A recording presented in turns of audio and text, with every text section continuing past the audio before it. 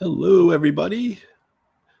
I think we're live, and welcome to Tell Your Story. I'm Paul Stressner, and we're here to do some writing sprints or whatever you'd like to work on.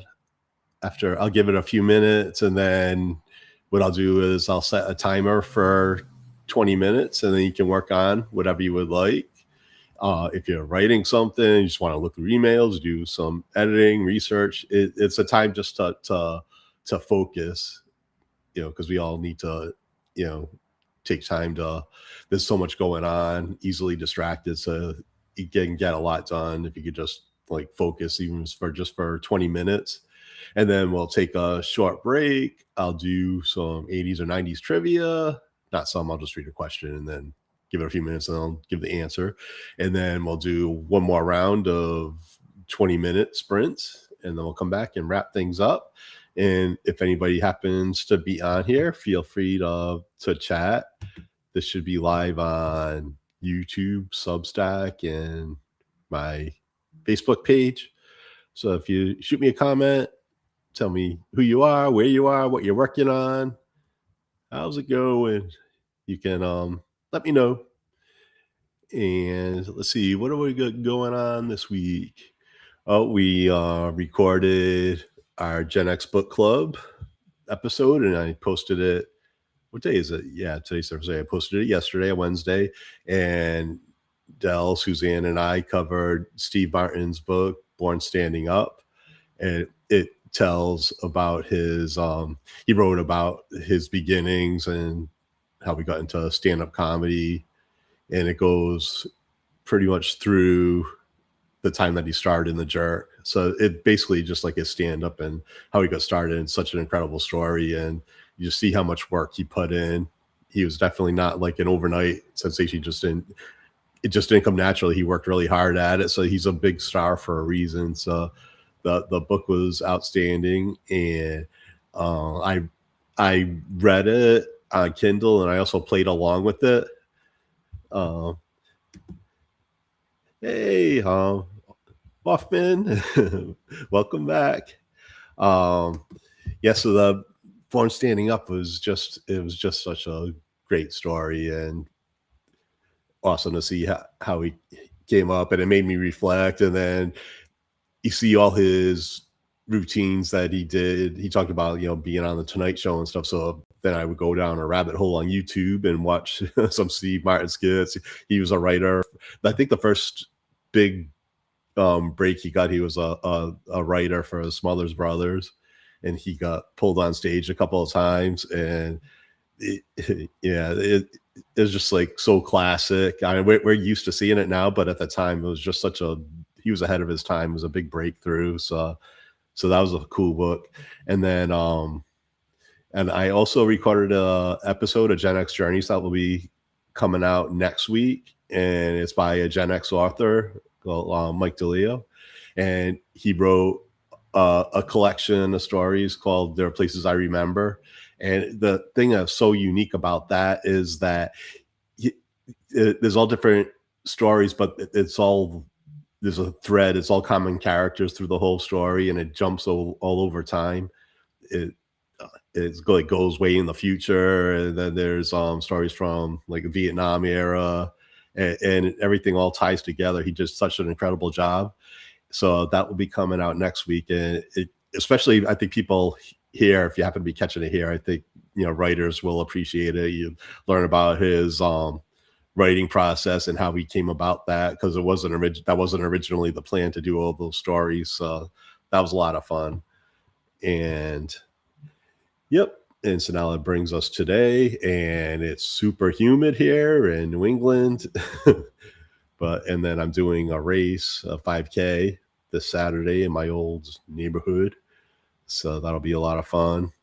And I'm also doing a marathon on September 27th. So this might be my last race before that. And I'm doing a lot of training, unless another race catches my eye, another like 5K or 10K or something. But right now, these are the only races I have planned so far. So, all right. And again, if anybody hops on, feel free to say hi, what you're working on, where you're from.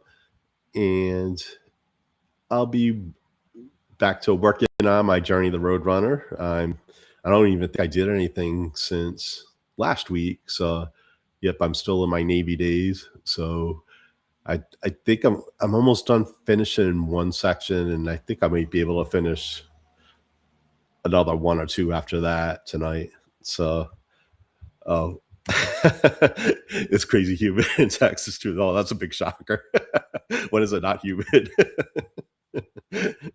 I had a cousin. Unfortunately, she passed away, but she lived in Texas. And when I was thinking about doing a race there, I think she said like the best time to go would probably be anywhere from November to February. After that, it gets super hot. So I think she lived between Austin and Houston. So yeah, I still need to head to Texas. So I probably would do Texas a couple of times because it's so big. It's totally different areas I would like to see, maybe even three times. Yeah. So, all right. What time is it now? 7:10. Yeah, I suppose we can get writing. That's what we're here for. So, what I'll do is I'll set the timer for 20 minutes and we'll be back. So, good luck, everybody. We'll see you soon.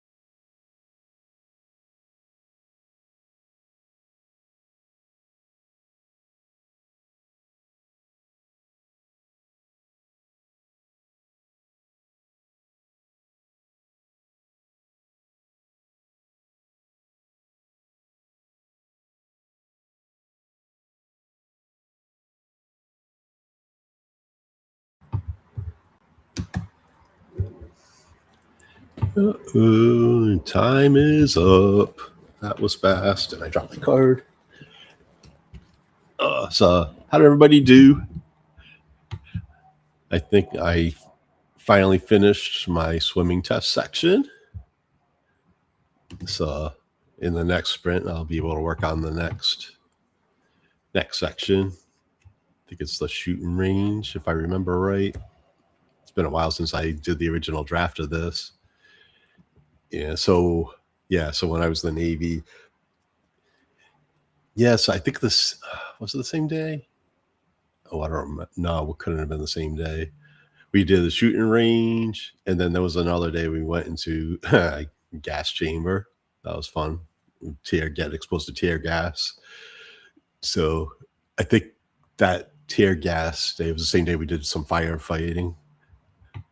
Oh, still on the same 2 paragraphs. So that's good. You get you're working on it. Still progress. Yeah, I think the section I was just working on, it's not even that long, but now it's taken 2 weeks. Well, I think I finished one section last week and then I started this one. Now I think I'm almost done. And it's only a few paragraphs, but yeah, it was a few years since I originally wrote it, so now I'm fixing it up. I think it's way, way better now. So yeah, so I'm excited. Let's see, we'll get into some 80s and 90s trivia. So since it's the NBA finals now, we'll do a little basketball trivia. At 5'6", what unlikely feat did the NBA's Anthony Spud Webb accomplish in 1986? So yeah, he was really small, Spud Webb, for a basketball player. And at the same time that he was playing, there was Manute Bol was like probably the tallest player. I forgot how tall he was. I want to say like 7'6" or something. He was huge. So I remember getting Sports Illustrated back then, and I remember seeing a picture of them together. It was hilarious. I guess it's kind of like seeing Kevin Hart with Shaq. Nope, that's not it.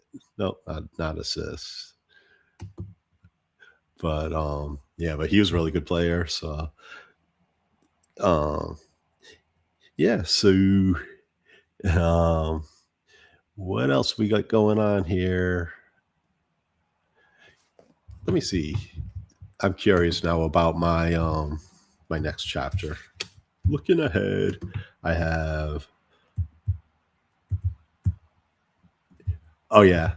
Oh, the shooting range is only 1 paragraph, so I should definitely be able to do that. Then the one after that is my firefighting and gas mask.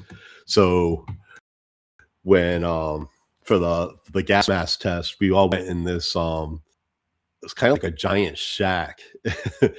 And then we all had to line up and we had gas masks on, and then apparently they put tear gas in there, but it's clear, so you don't even realize it, and you have the gas mask on, so you don't notice anything.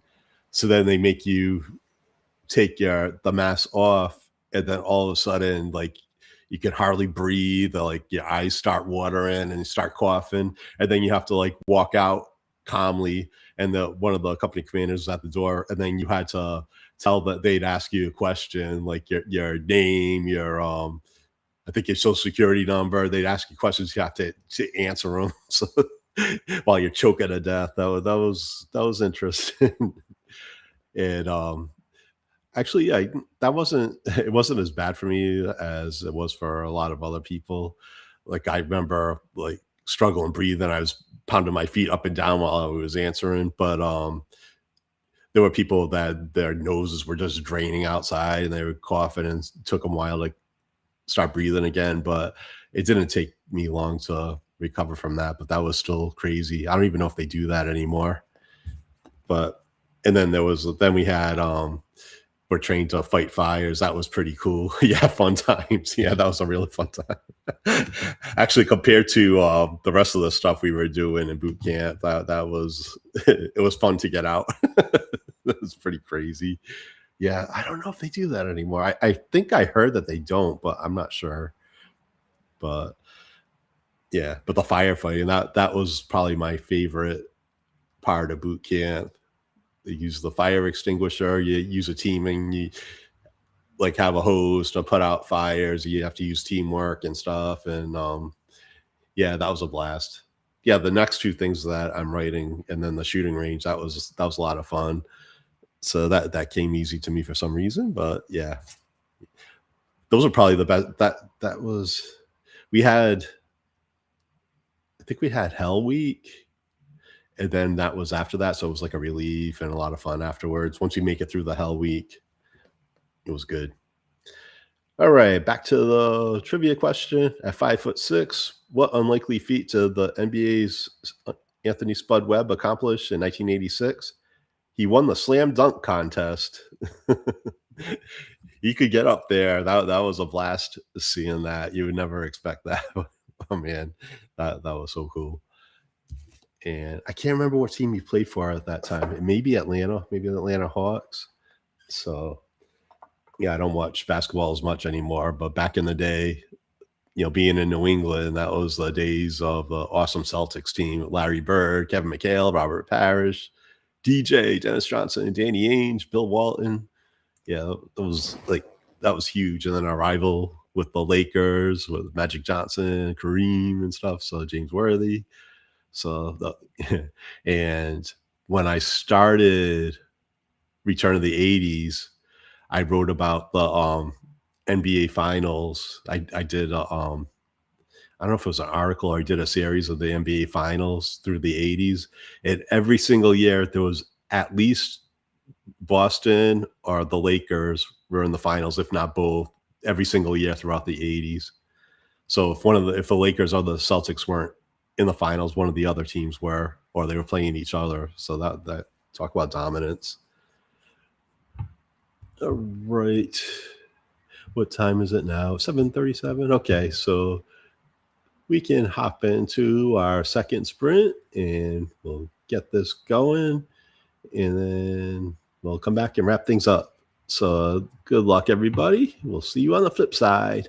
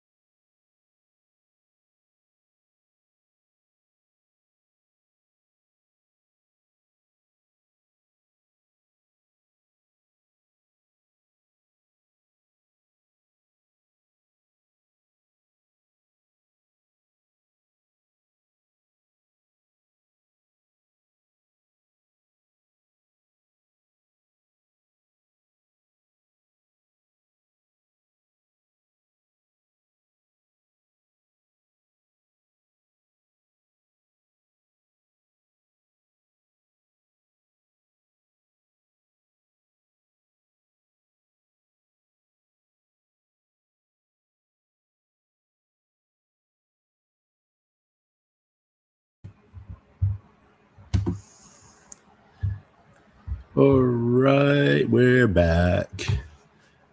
Went by too fast. Time's up. Alexa, stop. I set my timer and it just went off just now. So how did everybody do? Oh, hold on.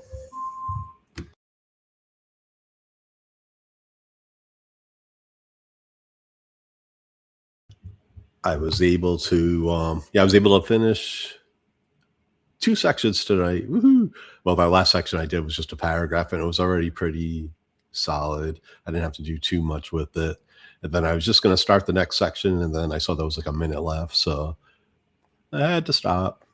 But yep, so the next section I'll be working on is the gas chamber and the firefighting. So I'm already getting ideas on how to fix that up. So yep, moving right along.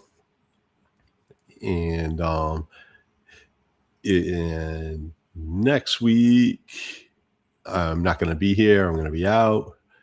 So it's like one of the few Thursdays I'm not going to be around.